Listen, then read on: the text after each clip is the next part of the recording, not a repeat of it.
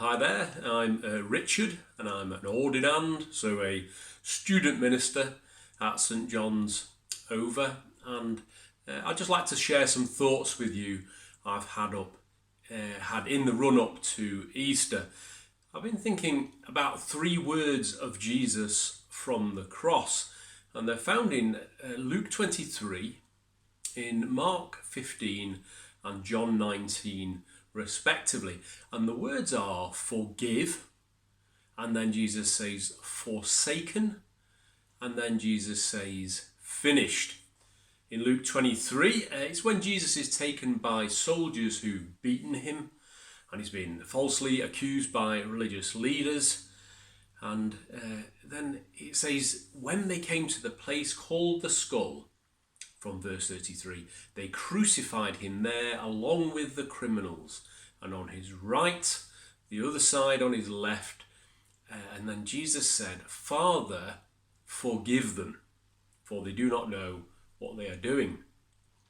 That's a very odd thing to say, isn't it, about your enemies? And yet, forgiveness is the very thing we all need. So many human lives, aren't they, are kind of on hold, they are suspended because of a past hurt and a lack of forgiveness. And that can happen between families, it can happen between neighbours, and it can happen in churches. We spoil the good personalities God gave us when we harden our hearts. And that being cut off from others, well, it also means we are cut off from God, the God who made us. So what can we do? Well, it all begins with Jesus' forgiveness of us. What he's actually doing by dying on the cross is making forgiveness, the forgiveness of God, possible. And it's our next word that will help us understand that a little bit. The second word of Jesus on the cross comes from Mark chapter 15, verse 34, where it says, at 3 p.m, Jesus cried out in a loud voice, Eloi, Eloi, lema sabachthani, which means, my God, why have you forsaken me? Very often in the Bible, when the Bible writers want to talk about hell, the language they use is of darkness. God is light, the Bible tells us.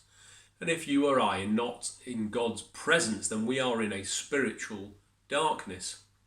On the cross there, Jesus is without that light and is perishing. He feels forsaken. The Apostle Paul talks about it in a very daring way when he says that Jesus, who didn't know any wrongdoing, he didn't know any sin in his life, he became sin. So what Paul says is God made him who had no sin to be sin for us, so that in him we might become the righteousness of God. This Easter, knowing what it cost Jesus to deal with our sin so that we could be forgiven, and then making a way for us to forgive others, well, that makes us really grateful, deeply thankful to God, whom we're going to put our trust in, that now we don't have to face the consequences of our wrongdoing because Jesus faced that for us. The third word of Jesus from the cross, and found in John 19, comes when he was given wine to drink, and that was given up on a sponge on the end of a stick as Jesus is on the cross. And verse 30 says, when he received the drink, Jesus said, it is finished. With that, he bowed his head and gave up his spirit. Well, this is not like the forsaken cry when Jesus felt that aloneness, that separation from God. This is a winner's cry of achievement. What Jesus came to do had been done.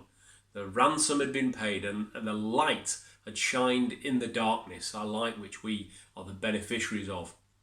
But it's not just that you and I can be forgiven. It's not just that Jesus has been forsaken, but God has finished his saving work.